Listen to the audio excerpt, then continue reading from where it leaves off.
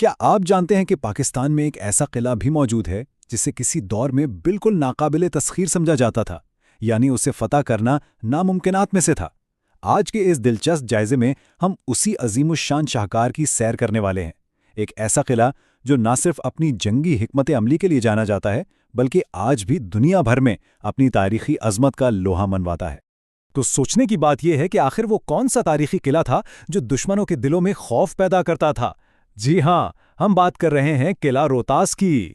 یہ حیرت انگیز اور ناقابل تسخیر شاہکار اپنی مضبوط ترین دیواروں اور شاندار دروازوں کے ساتھ پاکستان کے صوبہ پنجاب کے ضلع جہلم میں سینہ تانے کھڑا ہے۔ یہ محض ایک عمارت نہیں بلکہ جنگی حکمت عملی کی ایک جیتی جاگتی تصویر ہے۔ تو چلیں اس سفر کا باقاعدہ آغاز کرتے ہیں۔ ہم دیکھیں گے کہ اس قلعے کے پیچھے شیر شاہ سوری کی کیا کمال حکمت عملی تھیں، اس کی لوکیشن اتنی اہم کیوں تھیں، اس کا شاندار طرز تعمیر کیسا ہے، اور آج کی جدید دنیا میں یہ کس طرح ایک عالمی ثقافتی ورثے کے طور پہ پہچانا جاتا ہے۔ سب سے پہلے بات کرتے ہیں اس تاریخی قلعے کی بنیاد کے پیچھے آخر شیر شاہ سوری کے ذہن میں چل کیا رہا تھا جب اس نے 1541 میں اسے بنانے کا حکم دیا۔ اب یہاں ذرا غور کیجئے، شیر شاہ سوری ایک انتہائی ذہین حکمران اور زبردست اسٹریٹجسٹ تھا۔ اس نے پہلے ہی بھانپ لیا تھا کہ اگر مغل بادشاہ ہمایوں نے دوبارہ حملہ کیا تو وہ عین ممکن ہے کہ اسی راستے سے آئے گا۔ تو اس مسئلے کا حل کیا نکالا؟ ایک ایسا قلعہ جو مغلوں کا راستہ روک سکے اور ساتھ ہی ساتھ شمالی علاقوں پر سوری حکومت کی گرفت کو لوہے کی طرح مضبوط کر دے۔ یہ محض ایک قلعہ نہیں بلکہ ایک زبردست ڈیفنس پلان تھا۔ اور اس ڈیفنس پلان کو حقیقت کا روپ دینا کوئی آسان کام نہیں تھا۔ ذرا تصور کریں، اس دور میں جب کوئی جدید مشینری نہیں تھی، ہزاروں مزدوروں نے دن رات ایک کر کے اسے ناقابل تسخیر پتھروں سے تعمیر کیا۔ انہوں نے ایک ایسی دیوار کھڑی کر دی جسے توڑنا دشمن کے لیے بس ایک خواب ہی بن کر رہ گیا۔ لیکن فوجی حکمت عملی میں صرف مضبوط دیواریں ہی کافی نہیں ہوتی ہیں نا، قلعے کی لوکیشن شاید ان دیواروں سے بھی زیادہ اہمیت رکھتی ہے۔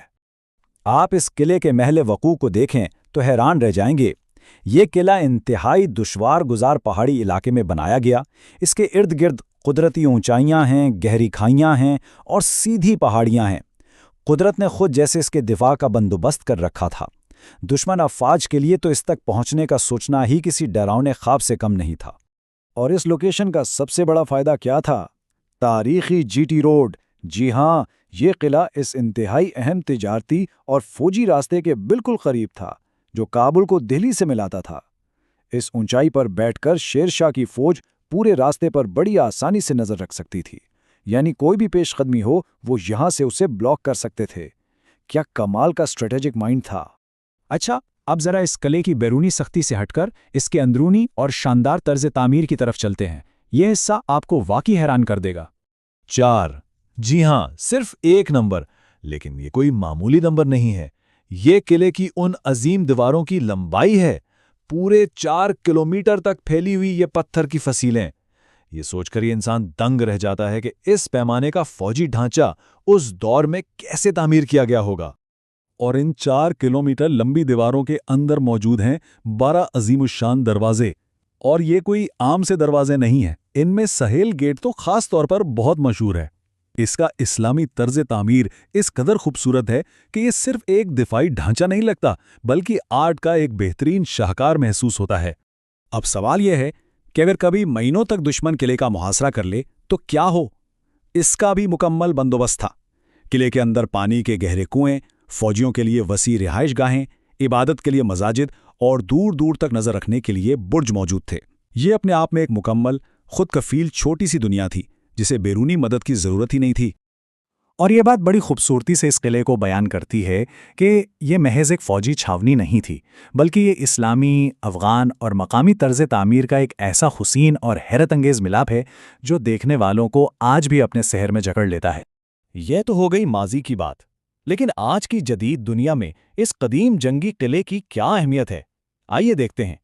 1541 میں ایک جنگی ضرورت کے تحت بننے والے اس قلعے نے صدیوں کا شاندار سفر طے کیا، اور پھر 1997 میں یونیسکو نے اسے ایک عالمی ثقافتی ورثہ قرار دے دیا۔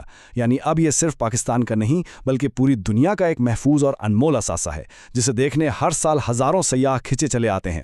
تو خلاصہ یہ ہے کہ قلعہ روہتاس صرف پتھروں کا کوئی بے جان ڈھانچہ نہیں ہے، یہ ہماری تاریخی شناخت ہے، یہ ایک جیتی جاگتی داستان ہے جو بتاتی ہے کہ ماضی کی سلطنتیں کتنی طاقتور تھیں، ان کی حکمت عملی کتنی گہری تھی اور ان کی انجینئرنگ آج کے دور کے لیے بھی کس قدر حیران کن ہے۔ اس جائزے کے اختتام پر میں آپ کو ایک دلچسپ سوال کے ساتھ چھوڑے جا رہا ہوں۔